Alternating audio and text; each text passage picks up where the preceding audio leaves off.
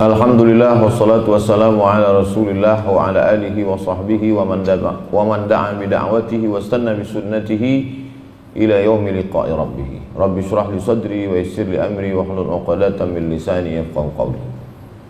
Habib Mahdi bin Syihab, Ustaz Ali, sahabat-sahabat tak dapat saya sebut satu persatu. Insyaallah kita semua dimuliakan Allah Subhanahu wa taala. Amin. Saya pulang ke Pekanbaru, kemudian mengajar di kampus. Saya mengisi pengajian di masjid, khusus kajian hadis, karena memang itu jurusan saya. Satu hadis, jelaskan periwayatnya, kandungan-kandungan isinya, habis itu tanya jawab, kemudian khutbah Jumat, direkam, di-share, kemudian nomor handphone saya disebar dan orang tahu nomor saya, kemudian saya diundang. Maka datanglah saya ke Palembang, diundang oleh salah satu lembaga pendidikan. Begitulah asal mula saya keluar dari Pekanbaru. Semua menemukan titiknya sendiri. Tidak pernah saya merekrut, membuat, menawarkan diri dan lain sebagainya. Akhirnya berjalan. Sekarang setiap provinsi ada koordinatornya. Aceh, Ustadz Nazar. Sumatera Utara, Ustadz Iqbal. Kepulauan Riau, Ustadz Endri. Riau sendiri diatur Yayasan Tabung Wakaf Umat. Sumatera Barat, Putra. Lalu kemudian Jambi, Ustadz Ican dan Rizal Dahlan. Teruslah sampai semuanya ada lebih kurang. Untuk Sulawesi dengan Kalimantan satu koordinator. Mereka mengatur semua beberapa provinsi di pulau tersebut. Koordinator Brunei Darussalam dan koordinator Malaysia. Jadi kalau saya datang ke satu daerah, saya tidak tahu apa yang terjadi di daerah tersebut. Sahibud dar a'lamu bidarihi. Orang yang punya rumah lebih tahu isi rumah. Sehingga saya tidak terkena jebakan Batman. Khususnya jebakan-jebakan politik, jebakan-jebakan pemain, jebakan-jebakan calo. Alhamdulillah Allah menyelamatkan. Jadi kalau saya ke Sumatera Selatan, Habib Mahdi sudah protek itu semua. Jadi siapapun dari Sumatera Selatan yang mengirim proposal ke Riau atau menelpon tim, semuanya akan balik ke Habib Mahdi. Begitulah di setiap daerah masing-masing. Saya tidak mau menjadi ustadz artis show macam penyanyi dangdut. Datang, pertunjukan, pulang. Tidak begitu. Kalau saya datang ke satu daerah, apa yang mesti saya support di daerah ini? Saya tidak membuat grup baru. Saya tidak membuat aliran baru. Saya tak membuat mazhab baru. Saya mau melanjutkan bangunan dakwah yang di situ sudah ada dindingnya, ada tiangnya, ada atapnya. Ustadz tinggal pasang keramik lantainya aja. Ayo kita teruskan sama-sama. Makanya konsen saya di 3 hal. Pertama, pendidikan. Oh, ini di daerah ini ada orang yang mau wakaf rumah untuk jadi rumah tahfiz. Tapi syaratnya ustadz yang menerimanya. Nanti kami mengelola. Ayo sama-sama. Penyerahan sertifikat rumah tanah mau diserahkan ke yayasan jadi rumah tahfiz. Karena memang fokus saya di pendidikan. Launching SD tahfiz, launching iklan penerimaan siswa baru SMP. Fokus pertama pendidikan. Karena tak semua selesai dengan ceramah dan tabligh akbar. Yang kedua adalah ekonomi umat. Ustadz, ayo kita ke pabrik air. Nanti Ustadz divideokan bagaimana proses air ini dibersihkan, didoakan, dibacakan Yasin, dibacakan Quran untuk dijual. Ayo. Karena ini juga bagian supaya duit umat ini jangan sampai kita yang punya umat tapi duitnya dia makan orang lain. Ustadz, nanti launching ini ada 212 mat, ya. Ini ada rumah sakit Islam, ya. Ini ada hotel syariah kita buka, ya. Karena memang fokus saya di ekonomi umat. Yang ketiga, politik. Kalau orang ini kita dudukkan Ustadz jadi gubernur, jadi wali kota, jadi bupati di sini, Ustadz tidak capek lagi ceramah. Dengan tanda tangannya dia bisa salurkan ini APBD untuk pesantren. Ayo kita dukung.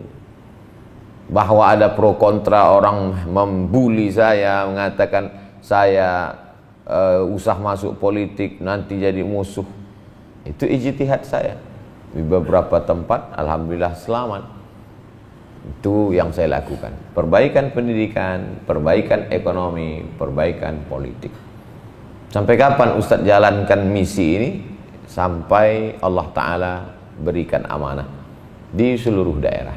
Jadwal disusun dari Januari sampai Desember 2021. Habis. Di akhir 2021, 2022. Begitulah seterusnya. Jadi maksud saya, kita pahami dakwah ini bukan tausiah. Dakwah bukan ceramah.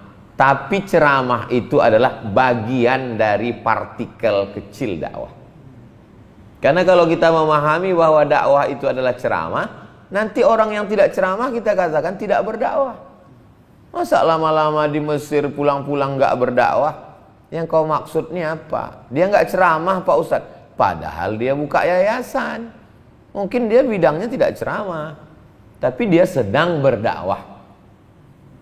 Masa lama-lama di Mesir pulang-pulang cuman jadi anggota dewan?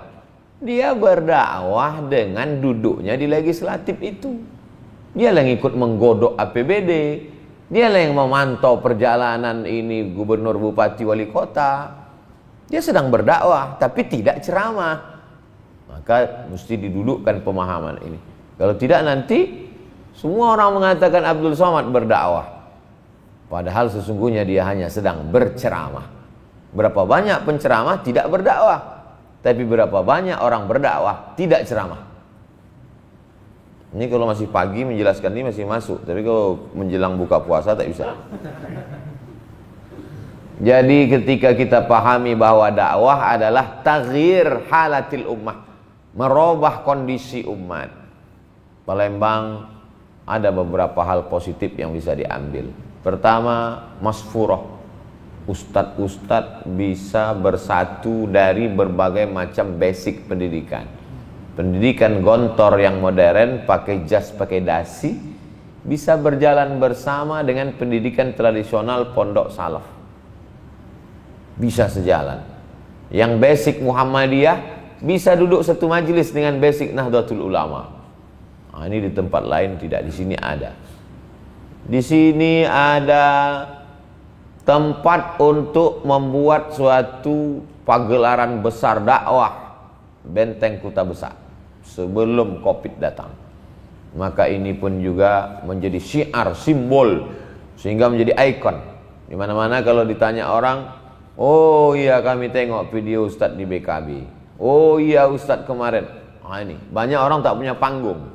Banyak kota hanya masjid saja, stadion. Habis itu selesai. Tapi di sini ada. Yang ketiga, dakwah dikemas dengan media. Karena memang yang ada di media itu kemas. Mas Ali, maka dia bisa mengkemasnya dengan media. Jadi kalau video Ustadz Taufik Asnuri rahimahullah bisa sampai ke Pekanbaru, itu karena ada tim media yang di sini bekerja. Kalau kita lihat ada lampu gemerlap, ada video yang bagus, itu juga lengkap dengan anasyidnya. Nah, ini selalu saya kalau pergi ke satu daerah, saya bawa cerita ini ke sini, cerita ini bawa kemari, sehingga dia menjadi sebuah cerita puzzle yang disusun menjadi sebuah gambar yang menarik. Di Aceh bisa kita ambil Ikatan Alumni Timur Tengah. Di Sulawesi Selatan bisa kita ambil Icat sudah punya Icat Mat. Tolong buatkan videonya Ustadz, Icat Mat, Icat Ikatan Cendekiawan Alumni Timur Tengah. Memang semua yang kalau di Aceh ikat, di sana dia jadi Icat, karena memang di sana banyak C, makanya Coto Makassar.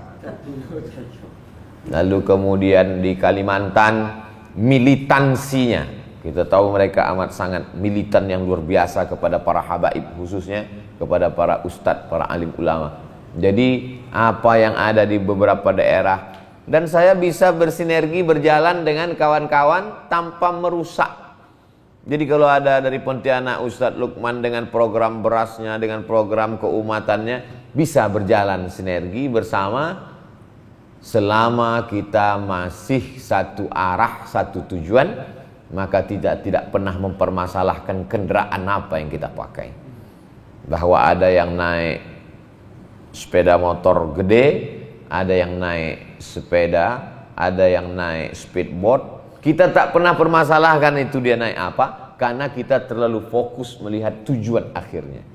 Tapi kalau kita terlalu fokus melihat kanan kiri, itulah kita menjadi sikut menyikut, merajuk, tidak jadi buat dakwah hanya karena logo tidak ditempel di banner. Itu kan suatu yang sepele, remeh-temeh. Saya tak pernah punya logo. Andailah tak diminta orang, tak ada itu logo Ustadz Abdul Somad. Singkatan UAS itu pun tak pernah terpikirkan. Tiba-tiba orang aja ngasih. Saya tidak terlalu memikirkan simbol. Saya melihat makna.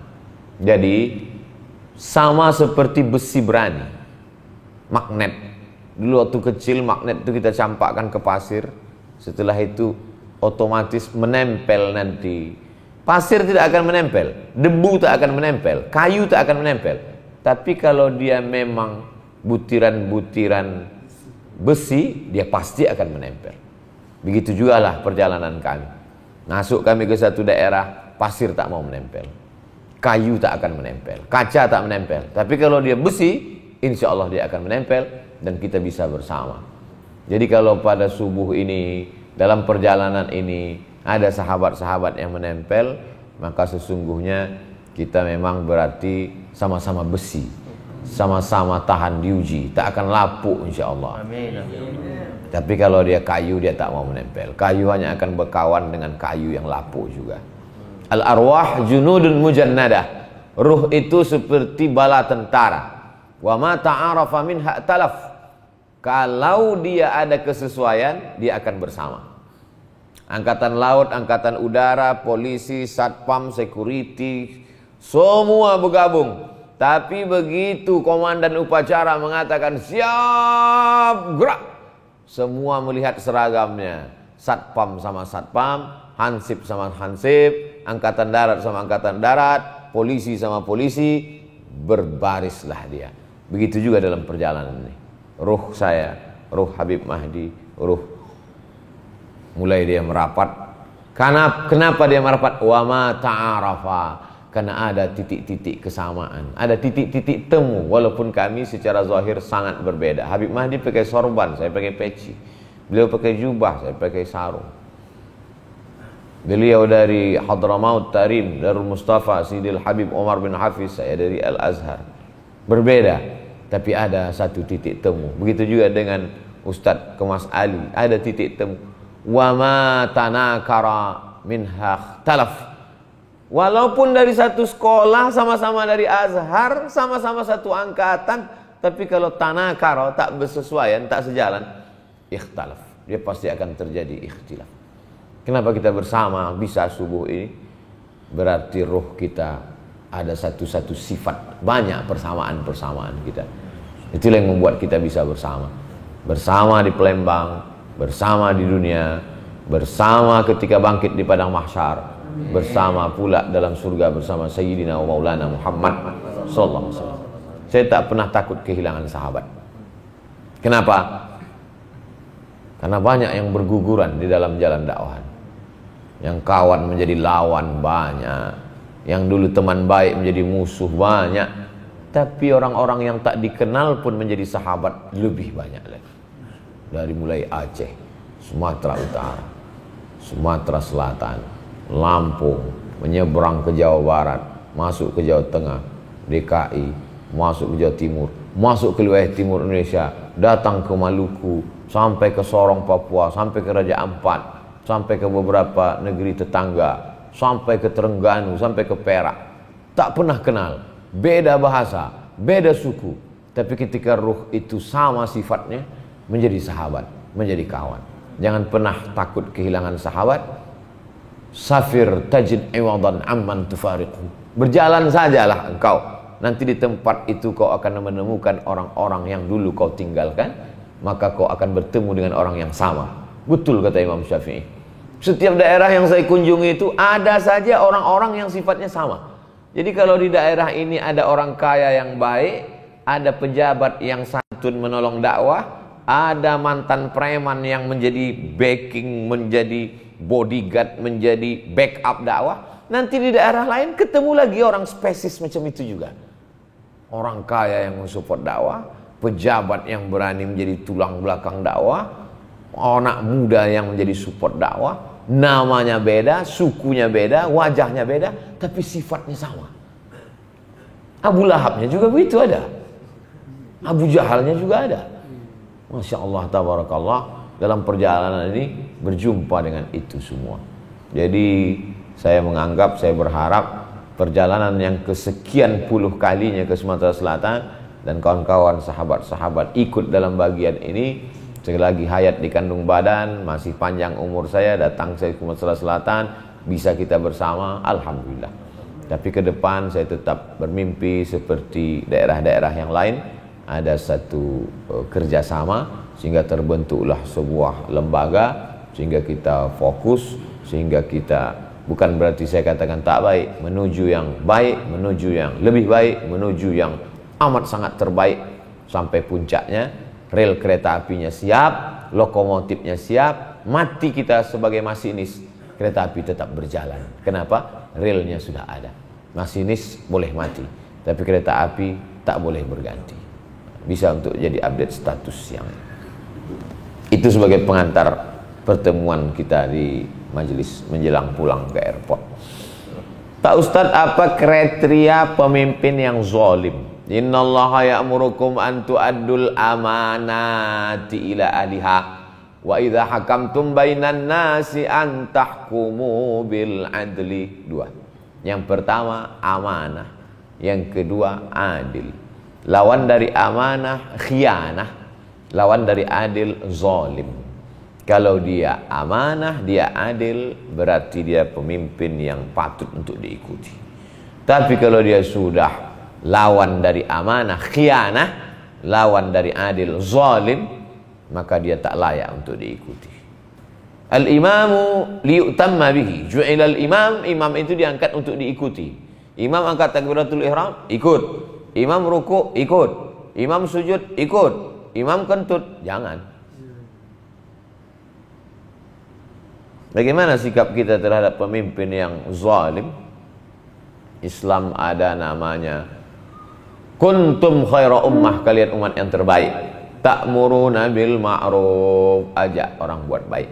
Wa tanhauna 'anil munkar, larang orang buat mungkar. Kalau ada Pak RT buat majelis gaple, mabuk, membawa masyarakat, datang orang mengadu, Pak Ustadz, Pak RT mabuk, sabar. Allah bersama orang yang sabar. Pembodohan. Maka kita mesti rapat untuk mengganti RT dengan RT yang soleh. Karena kalau tidak, satu RT ini akan kena musibah. La ta'murunna bil ma'ruf, kalian mesti ajak orang buat baik, wala tanhauna 'anil munkar, larang orang buat mungkar. Kalau kamu tidak melakukan itu, la yushikanna ayyab'atsallahu 'alaikum iqaban. Nanti dikhawatirkan diturunkan Allah hukuman. Ketika hukuman itu turun, summa tad'unahu, kamu berdoa minta, fala yustajabu lakum, doa kamu tak dikabulkan gara-gara diam menengok kemungkaran. Pak Ustadz, ini Pak RT udah mulai memakai siskamling kita untuk bawa-bawa cewek-cewek duduk-duduk, joget-joget, dangdut-dangdut koplo tengah malam. Gak apa-apa, yang penting kita di masjid berzikir, membaca Quran. Wala ana abidum ma'abadtum wala antum abiduna ma'abud lakum dinukum waliyadin lana a'maluna walakum a'malukum. Bukan ajaran Islam. Islam mengajarkan kita mengajak orang berbuat baik, mencegah perbuatan mungkar. Tak Ustadz, izin bertanya, bagaimana berjuang sesuai syariat Islam, ajaran Rasulullah terhadap para pemimpin yang tidak menjalankan sesuai syariat Islam, padahal dia sendiri seorang Islam? Kalau Anda seorang dosen, profesor, doktor, buat seminar, itu bidangnya, sadarkan umat ini, seminar, lokakarya.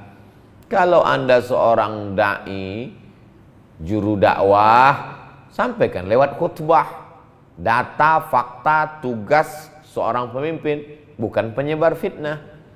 Kalau Anda seorang kepala rumah tangga, pimpinan perusahaan, punya anak buah, jelaskan kepada mereka dengan bahasa yang santun.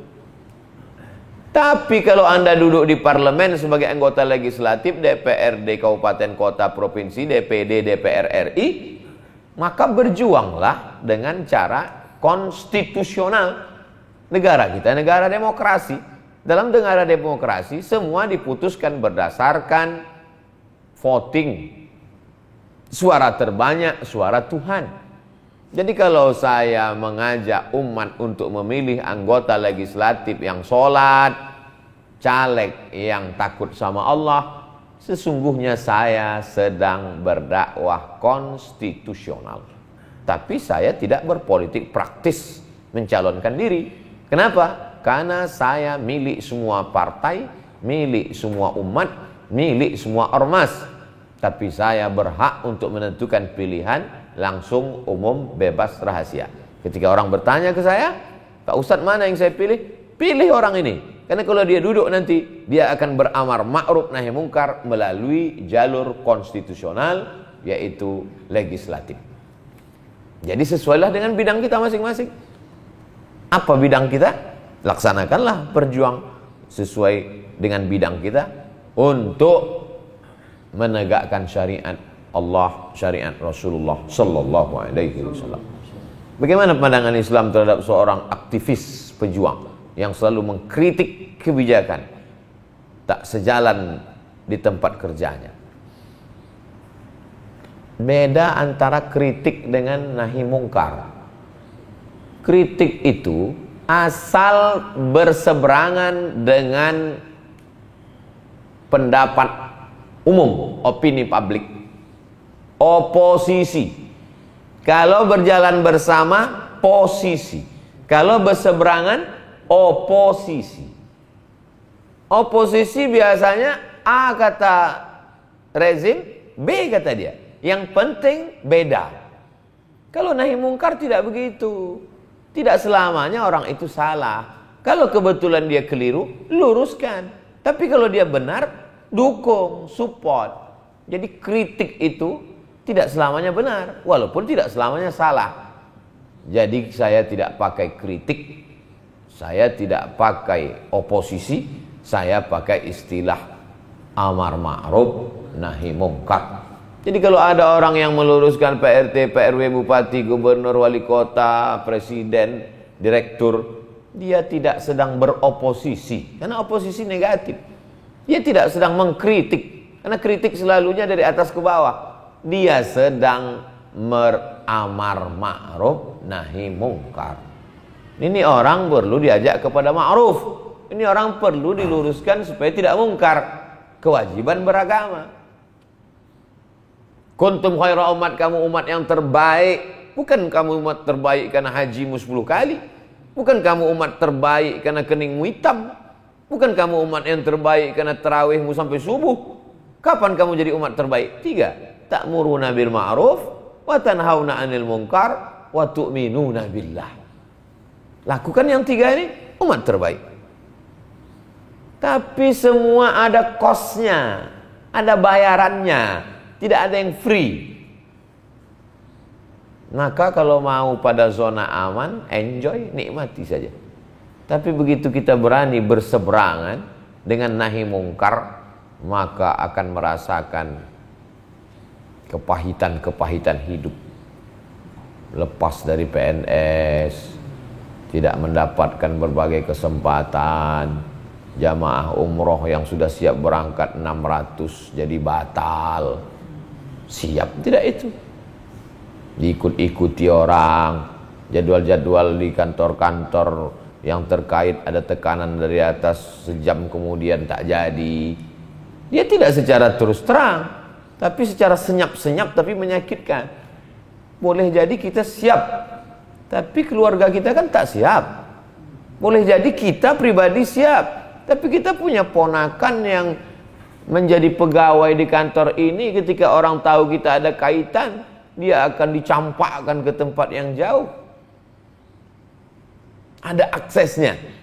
Hidup adalah berani memilih resiko. Life is take risk. Hidup berani mengambil resiko. Jangan ketika kita sudah berani nahi mungkar, tidak siap menerima efeknya. Nih, apalagi kita berada di dalam suatu sistem. Pikirkan baik-baik.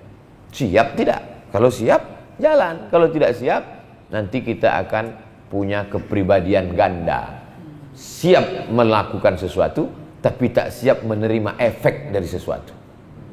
Itu adalah mental, namanya mantik tufuli, mantik logika anak kecil. Anak kecil berani melempar batu ke jendela, pecah, tapi setelah itu dia lari. Itu namanya lari dari kenyataan. Di Indonesia kita melihat ada tokoh-tokoh, habib-habib, ulama-ulama yang berani menerima resiko. Keluarganya pun siap menerima resiko. Di negeri ini semua bisa direkayasa, kata Salim Said, pengamat politik senior, putih rambutnya, putih jenggotnya. Kata-katanya itu saya copy. Di negeri ini semua bisa direkayasa. Siap tak menerima rekayasa-rekayasa itu? 4. Bagaimana cara kita menegakkan amar ma'ruf nahi munkar di situasi seperti ini, di mana Islam dan ulama dianggap sebagai musuh oleh rezim yang berkuasa?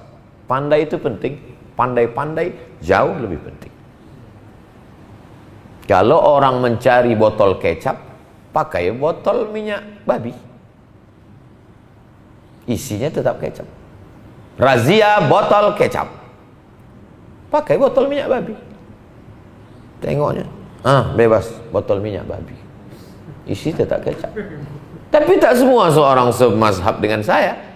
Dia justru dinampakkannya, aku botol kecap, kata dia. Terserah. Ada yang model bermazhab botol minyak babi, tapi ada yang tetap bertahan dengan kecap. Kalau saya dipecahkan karena botol kecap, biarlah dipecahkan. Yang penting mati sebagai botol kecap. Pecahnya bagaimana? Sebagai botol kecap. Beserpih dia dengan batu, tetap tertulis di situ botol kecap. Toh pada akhirnya akan pecah juga. Lebih baik pecah dari botol kecap dari pecah jadi botol minyak babi. Sudahlah pecah, botol minyak babi lagi. Ini kan beda prinsip.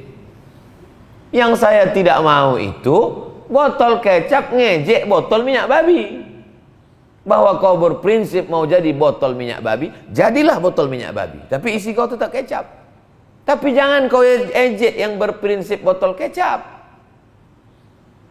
Ini pun susah memahaminya kalau belum pernah makan kecap. Tapi di Palembang ini saya sampaikan mudah. Kenapa? Karena orang di Palembang biasa minum cuko, di atas kecap lagi. Nah, ada orang yang berprinsip mazhab pertama, ada yang berprinsip mazhab kedua. Silahkan. Yang saya tak suka, mazhab satu mengolok-olok mazhab kedua, mazhab dua menjatuhkan mazhab satu. Karena dua-duanya sedang berjuang, dua-duanya sedang memperjuangkan isi yang sama, walaupun dengan sampul casing yang berbeda. Terakhir, saat ini sudah sangat dekat dengan akhir zaman. Terlebih virus COVID-19 semakin membatasi umat Islam dalam beribadah. Bagaimana sebaiknya sikap kita? Pulang dari berjumpa dengan Habib Novel Al-Idrus Solo bulan Maret 2020, maka 2 hari saya sampai di Pekanbaru, lockdown total, walaupun namanya PSBB. Maka saya berhenti keluar Maret, April, Mei, Juni, Juli, Agustus, 6 bulan. Tapi 1 hari tausiah online sampai 5 kali. Tak berhenti. Video di UAS official malah lebih banyak daripada sebelum COVID. Ramadan tahun lalu full sholat tarawih di rumah 30 malam, khatam 30 juz. Malah saya renung-renung lebih berkualitas lagi waktu COVID daripada tak COVID. Ramadan tahun lalu khatam Ar-Risalah Al-Qushairiyah, dikemas dalam buku 53 stasiun menuju Allah. video full, semua akses bisa saya masuki, khatam Quran tarawih 30 juz, kitab Ar-Risalah Kusyairiyah. Covid tidak memberikan efek apapun. La yadurrukum man dhalla idza tadaitum. Tapi apakah semua umat sekuat kita? Kan itu yang jadi masalah. Jadi kita didik saja umat ini menjadi kuat. Kalau kalian tak bisa sholat di masjid, kalian tetap sholat di rumah dengan keluarga. Andai kalian, tapi ada hal-hal yang kita tidak bisa diam. Kalau sampai sholat Idul Fitri, Idul Adha, kurban kita dilarang, sementara di depan biji mata kita orang duduk ramai-ramai di kafe, sementara mall tetap dibuka, diam kita, pembodohan luar biasa. Berapalah jumlah orang sholat di masjid, tapi berapa yang minum kongko-kongko duduk-duduk?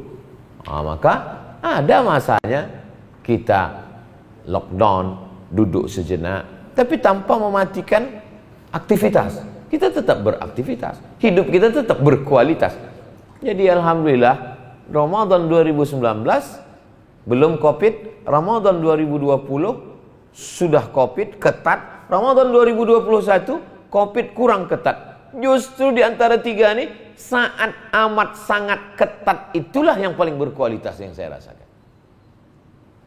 Jadi ke depan kita tetap mesti jeli, kita tetap mesti waspada, kita tetap mesti selalu ada langkah-langkah apa yang kita lakukan. Saya kira itulah yang dapat saya sampaikan. Mudah-mudahan pertemuan kita ini pertemuan yang mendatangkan rahmat dan barokah Allah SWT. Al-Hazihin Niyah Al-Fatihah.